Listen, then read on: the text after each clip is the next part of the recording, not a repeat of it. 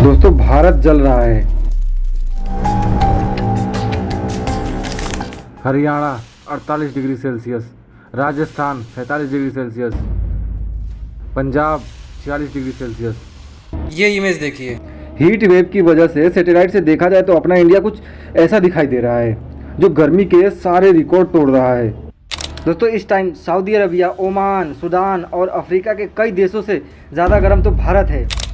Heat wave एक बहुत बड़ी प्रॉब्लम और ये अभी तो शुरू ही हुई है। पीरियोडिक लेबर फोर्स सर्वे यानी PLFS के मुताबिक भारत में औसतन 49% लोग बाहर यानी खुले आसमान के नीचे काम करते हैं। दोस्तों यूरोपियन यूनियन की जलवायु एजेंसी के अनुसार एल नीनो और ह्यूमन कॉज क्लाइमेट चेंज के कारण दुनिया ने अब तक के सबसे गर्म मार्च का अनुभव किया है। ILO की वर्ष 2019 की रिपोर्ट के अनुसार भारत में हीट स्ट्रेस के कारण 2030 में 5.8% काम के घंटे कम होने की उम्मीद है। दोस्तों भीषण गर्मी के कारण 2021 में भारत में 167.2 अरब घंटे के काम का जो नुकसान हुआ है, ये भारत की इकोनॉमिक्स पे बहुत बुरा असर डाल रहा है।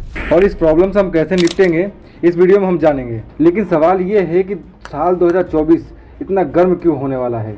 दोस्तों इसके कई रीज़न हो जैसे कि ग्लोबल वार्मिंग और जो फैक्ट्रियों से गैस निकलती है उसमें CO2 की मात्रा ज़्यादा होती है जो ग्रीन हाउस इफेक्ट को क्रिएट करती है।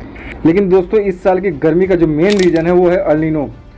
जो लोग नहीं जानते कि एल नीनो क्या होता है तो उन्हें हम बता दें। दोस्तों एल नीनो प्रशांत महासागर में बनने वाली गर्म जलधारा है जो पूरब की ओर से हिंद महासागर में प्रवेश करती है।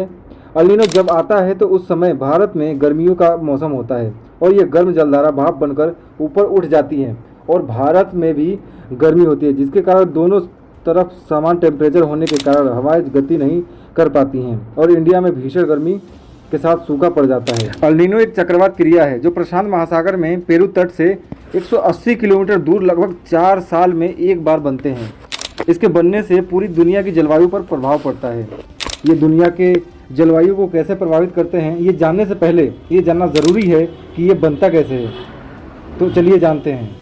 एल नीनो का सबसे बुरा प्रभाव किसानों पर पड़ता है क्योंकि किसानों को नहीं पता होता है कि भारत में एल नीनो कब आने वाला है और भारत में ज़्यादातर किसान बारिश पर डिपेंड करते हैं।